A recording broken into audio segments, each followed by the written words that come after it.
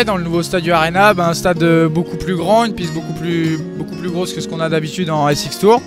Donc ça change un petit peu, il faut s'adapter. Hier j'ai mis un petit peu de temps à me mettre dedans, il y a eu une bonne chute dans les hoops qui m'a un petit peu froissé. Et j'ai réussi quand même à passer en finale de justesse.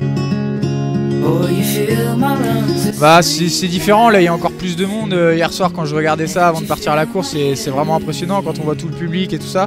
C'est encore plus gros, donc forcément que c'est un peu plus impressionnant qu'à Paris. C'est différent de Lille, Lille c'était un petit peu plus espacé, là le public est pas trop loin, donc ouais, c'est assez impressionnant, une grosse piste. Donc ça change complètement de d'habitude et voilà, c'est une super expérience, c'est un rêve de gosse et voilà, je suis super content d'être là. Qui est parti à la deuxième position, juste derrière Normand. Excellent départ de Théo qui est donc tout simplement très bien parti pour aller se qualifier. Allez Théo, il faut t'accrocher au gros serveur derrière.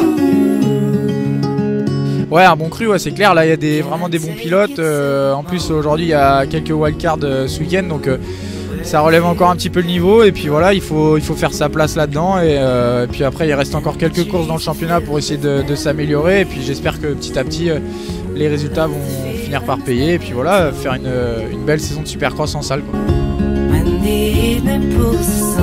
Ouais, en fait j'ai roulé en Hollande il y a 15 jours là pour un team Husqvarna et ils étaient intéressés pour m'amener la moto aussi pour Paris ici.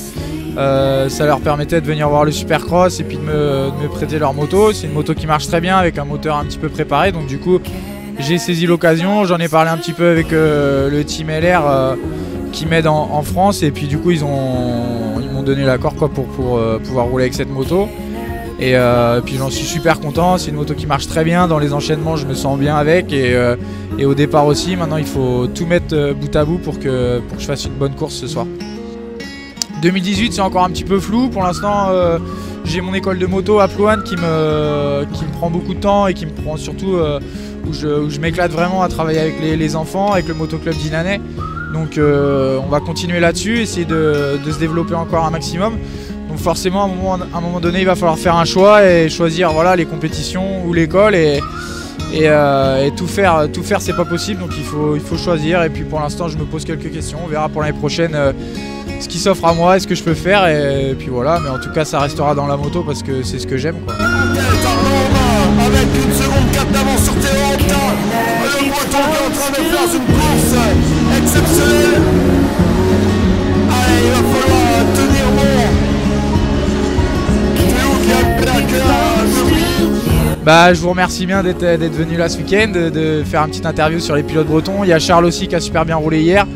Et puis voilà, on va essayer de continuer à développer un petit peu le Supercross aussi en Bretagne avec le Supercross de Plouane, tout ça, pour amener un petit peu quelques Bretons dans ces catégories où il en manque un petit peu. Et puis voilà, on va essayer de finir une belle saison et merci MX Bretagne, à la prochaine.